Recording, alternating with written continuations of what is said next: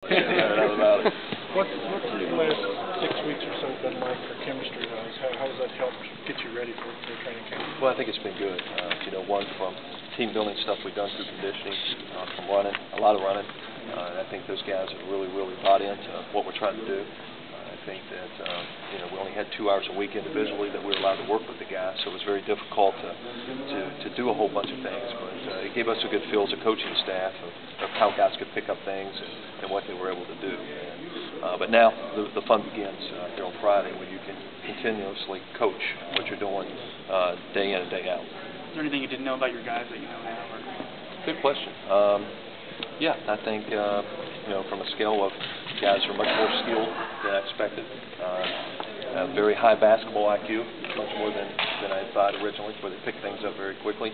And I think the thing about this team is we have talent, and by far we're not the most talented teams in Conference USA, but this team has a chance, hopefully, if we can gel together, to be a great team.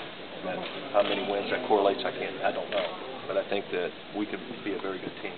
You went through this at Marshall. How hard is it instituting your style, a new style, bringing a new style to a team? Yeah, and you know what? They've picked things up, and we're playing in a hurry right now when we do things instead of fast. There's a difference there. And they're trying to play in a hurry. And I think that how long will that take? Only time will know right now. I think the good news is I think we can play a couple different ways. We want to be able to learn how to play fast, but it's all new. Go through the growing pains early on, and hopefully by league play we've adjusted. How does this compare starting here to when you started at Marshall? Well, I think that we have more talent than probably when we had at Marshall starting off here. We have more depth. We walked into a program at Marshall had lost 7 straight years in a row. So we were trying to get the mindset back into winning. I know Kirk's had some years here where he's won some games, so it's not like they haven't won here. We just got to get back to taking it to a level that we win every year. You had some size. How much is that going to help? I mean, you got pretty good backcourt players, but having Tom and Dwight, how much is that going to help? Yeah, it's going to help a lot. I think the first thing we addressed when we got here is we needed depth at that position, and so we got those 2 guys to come in and help us immediately, I think, which is very important. So it gives us depth there, where now we can put Keith Clanton and A.J. Tyler, who we feel can play multiple positions, where they don't have to take the brunt of the contact day in and day out and be physically worn down. What have you thought of Keith Clanton, the guy who came in and started a lot as a freshman last year? What have you thought of him? I've been very impressed with Keith. Keith's been a leader for us with the way he's worked, not the way he talks. He's led by example. He's been on 20 pounds. He's got his body fat down about 3 or 4%, and gaining that weight.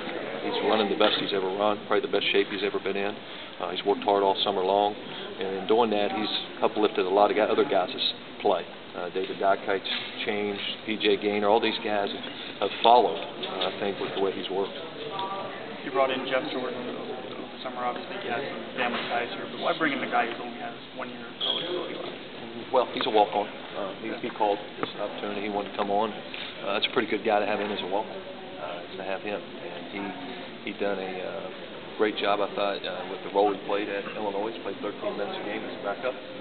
So to have his leadership and his ability to come in here and be in practice every day to guard A.J. Romsa, and to have that guy as a player next year is an incredible bonus for us. How are you going to use him this year? Obviously you can't play. I mean, what's the learning process, I guess? What can you do with him? Well, he's going to learn the system setting out, which is huge, which is different than where he come from. And I think second of all, his leadership and how he competes and how he works is important. He understands it, being a senior. And I think thirdly, to have those guys in practice, Josh Criddle, him, and Tristan Spurlock going against our players every day, where you have 3 high Division I players, it prepares you for the games. Your whole practice is set up to get better in practice, so when you play the games, it's easier. When you create that atmosphere in competition, that's how guys get better. Talk about for Marcus as far as his game. I know he's just a sophomore. What have you learned about him? I think this is going to be good for Marcus. I think it's going to give him the ability. He can score. He's worked on his shot all summer long. He's got his body fat down 4%. He's always going to be a stocky, strong, athletic kid. That's just his makeup. But I think that he's going to have freedom to score. He needs to score for us. That will be important. It's not a new issue with those guys. What do you tell them about just trying not to live up to their dad's expectations? The spotlight's always going to be on them. Yeah, well, they come from, obviously, when I was at Florida, we coached kids that had pro dads, and come from a high A little profile. different pro dad, though. Yeah, a little different. Yeah, I think Noah was a pretty good tennis player. Yeah. So, but he, he just learned it like most kids. They come from a different walk of life, a different spotlight, and it's his second year. He's a freshman, and now he's learned to have his own identity, and he's going to be judged on what he does. Okay, and it's always going to be out there, and he's got to use that to his advantage instead of his weakness. And I think he'll make that a strength. Talk about Sykes, what kind of he brings to the program. What do you expect from him? Yeah, I'd say he's a freshman, and like most freshmen, he's trying to figure out how to where he goes to the cafeteria, on most days. So he's got a lot of talent. He's played multiple positions, which I like. He can play the 1, 2, or the 3. He's learning the system, which to him he's like most guys, it's overwhelming at first. But he's got a great feel how to play. 6'6", he can guard in a lot of different spots, and I think his upside is going to be really, really good. He just needs time and experience. Being familiar with Thompson on the other side of the ball, what's it like? Coach and point guards kind of have a unique relationship together. What's it like coaching him? Yeah, no, I love coaching. I didn't like playing against him, but I do love having him on my team. I think that he brings great fire, great intensity to our program, great work ethic, and he has the ability with his intangibles to really spark our team. Coach, you've been at Florida and Marshall as well. What is your motivation and why UCF? Well, I think that the future. I think the now and the future. I think we have a great opportunity, as I said over there on the camera right now, is the commitment to this program. There's commitment here. And when you walk on this campus, you meet our administration, you meet our president, you meet our athletic department, athletic director, you see there's commitment here, and that excites me. I know there's an opportunity here for the way the school's growing, the way this program's going to grow, and where we live, 19th largest market media in the country, we have a chance, I think, to do big things. But it's a process. We have to build it. How quickly can we get there will be determined how quickly our guys come together as a team. What was it like for you watching UCF against Marshall last night, and what do you think it's going to be like in a couple minutes? Yeah, I really haven't put a lot of focus on it. I didn't get to see the game. I was traveling from New York last night, but I love those people in Huntington. It's a great school. Enjoyed my time there. Spent 9 years there. 6 as an assistant, 3 as a head coach, and family and friends are there. I got my master's from there, but obviously I'm excited about being at UCF. Our focus will always be on what we do here. Talk about the conference. Obviously, UTEP's got a new coach. Marshall obviously has a new coach. Sure. You got a new coaches. Talk about the conference. What do you expect this year? Well, there's a lot of unexpected. Who knows what's going to happen? We talked about it. We were together at media days. There's unbelievable coaches. You look in that room with the coaches here, from Tim Floyd to Larry Estacey to Matt Doherty. Those guys were all at big-time programs at one time. Here they are at Conference USA.